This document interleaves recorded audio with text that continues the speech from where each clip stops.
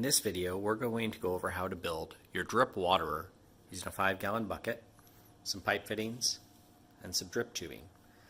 This is a completed setup. As you can see, all the parts are put together, and you can see the fitting in the hole, and we'll go through the parts. In each kit, you should have a manifold, which we'll look at closer here in a minute. You'd have a riser that has threads on the inside and threads on the end.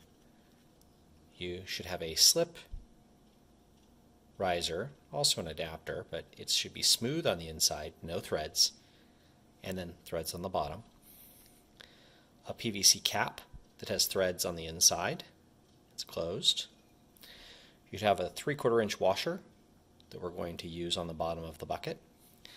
You should have 3 spikes that will hold the tubing, 2 valves for your drip system, 3 inline drippers, and you can tell they're inline because they have barbs on either side, so you run the tube on either side of them, and these will drip water. They're rated at 1 gallon per hour, but because we're using a low pressure gravity system, they don't run that fast, so you'll have water for much longer. You'll have 2 of these end drippers, and you can see there's a barb on one end, and on the other end it's open, so these will go on the end of a line. Some other items you will need: 2 pairs of pliers or a small enough wrench to fit the fittings, a pair of sharp shears or scissors, and some Teflon tape, and we'll be using these throughout. We've already drilled each 5-gallon bucket with a 3/4 inch hole, and that's what we're going to start with right in the base. It's offset from the center, so when you set the bucket up, you can set it on something and still have this hanging over the edge. You want to start out with the piece that has no threads in the top and threads on the bottom. You're going to put this in the 3/4 inch hole in the bottom of the bucket, and it may take some effort. Okay, it should screw in, that's the right size, but you're going to want to screw it in all the way till it's snug against the bottom of the bucket. If you cannot get it snug, you need to use some of the pliers and get it all the way down. Now we're going to use some of the Teflon tape. For anybody who hasn't used this, this is used to go around the threads to keep things from leaking. And the Teflon tape, just tear off a piece. It may be a little bit wide, but you're going to go around the threads. And on this system, every item that has threads, we're going to want to put Teflon tape on at some point. So just get it in the threads all the way around. Don't cover the hole. You just want to get it around the threads, just like that. And that'll keep you from getting too many leaks. After you do the Teflon tape, you're going to take the 3/4 inch washer. You're going to put it over the threads and get it all the way down to the bottom of the bucket. It's going to be snug around this piece, and you want it to be. You're going to want to get it all the way down. And if you can't, when you put on the next piece, it'll push it down, but do your best to get it so it's flat against the bucket before putting the next piece on. Now we want the piece that has the threads on the inside and the threads on the outside. And you're going to screw this on all the way down tight. And this is where you want to make sure that that washer is compressed between the bucket and the end. If while you're doing this, both parts start to spin, you may have to hold the one on the inside of the bucket as well. Once again, we're going to take another piece of the Teflon tape. You don't need to take too much, but just tear off a piece. And let's wrap those threads to make sure we make a really good seal and we don't get any water leaking out of our system. Okay, this is the manifold that I said was in the bag. We're going to open it up. Now there's something very important about this manifold. This piece right here is fragile, so you want to be really careful not to put too much pressure against it. It will break off. It'll break off usually right here or right at the base. So be really careful with this. It's not like glass, but it will break easily if you put too much pressure against it. So you're going to take the end that has the screen for filtering. You're going to put that right down and screw that on as the next item in the watering system. So we're going to screw it snug. Be very careful not to press against this end. You can press against the housing side of it, but do not press against the green part where we're going to actually put the hose line. Now, it may start to get tight, but you're going to want to turn this around enough so that this end is pointed out. You want it out to the edge of the bucket. One more piece of Teflon tape. I'm going to take this and we're going to put it around the top of your manifold.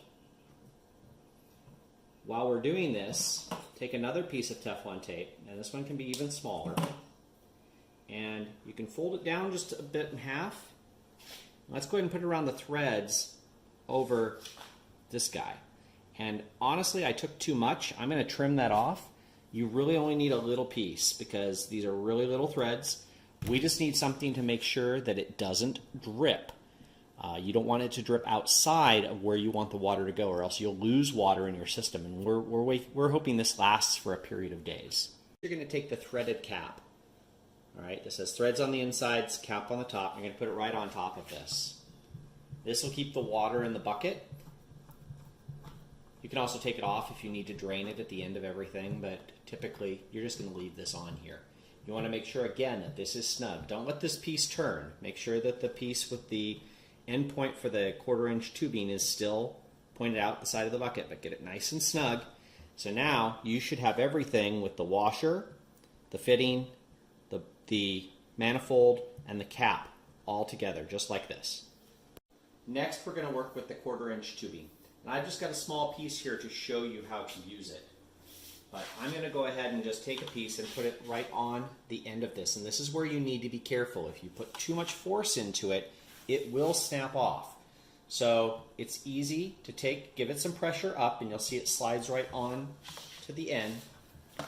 And you can give it additional pressure to get it up over that. You can go all the way up to here, but don't put any pressure up and down on it. You're going to want to give it some twisting pressure toward it and support the back of it.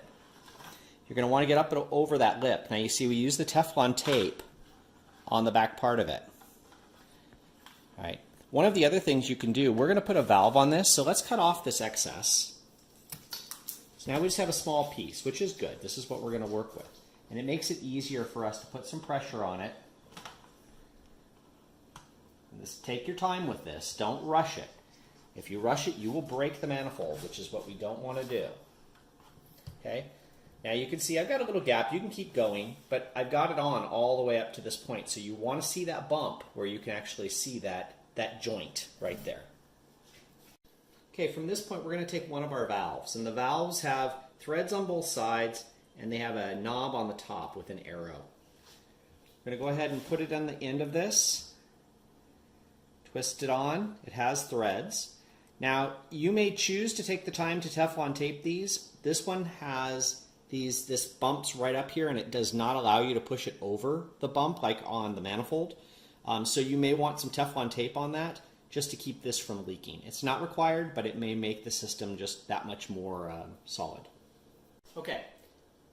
Now, these are the inline drippers. Again, barb on either side. So you can put tubes on either one. Now these don't use Teflon tape. We're not using any threads. So these go straight into the tubing. Now this piece of tubing from the valve out to our first dripper is going to be a lot longer for you with your setup in your garden. This is just for an example. So we're using a really short piece. We've got a lot longer pieces of tubing so you can reach your plants. So you're just going to put it in and just push it in. Okay, you can use a twisting motion. A little bit of pressure, but you want that tubing to go right up to the end, right up to the base of it, okay? And you'll see there's a little hole. That's where your water is going to drip from. So you're not going to have a problem by pushing it up close to this. And if you can't get it snug up against it, that's okay. But you want to make sure, again, you see that bump where you see the joint come together. The last piece is going to be this last piece of 1/4-inch tubing. We're going to go ahead and put that on the other side of the inline dripper. And you can see now I've got tubing going through each one. You would continue this process with additional inline drippers. You should have 3 in your bag. And you'll want to space them out for your plants so that you have enough tubing to get to each one. And then at the very end of your system, you can choose to do one of two things. If you're at the end and you don't have any plants to water, use your other valve as a shutoff. Just put that right in the end. Or if you have a plant that you want to water and you're going to end the system there, put this end dripper without the barb on this end on the end of your tube. The last piece of this is, as you put these through the plants, are these stakes to help position your drippers. You just put the tubing in the stake, put the stake in the dirt, and you hold the dripper right where you want it. In this case, we've used a tomato cage to hold the bucket. You can have the bucket elevated on anything you want, whether it be blocks, whether it be a chair, but it needs to be higher than the area where you want to deliver the water. Now, we take the spike that's near the dripper, I'm going to move it around, and you just take the spike and put it in the dirt. You can see my dripper is near where my sprinkler is for my tomatoes. And then our end point here, this one's just got the turn off, the shut off. So I've got the water shut off here. So the dripper will drip constantly as long as we have it turned on here with our main shut off. As long as it's elevated and full of water, your plant will continue to get water dripping through the system.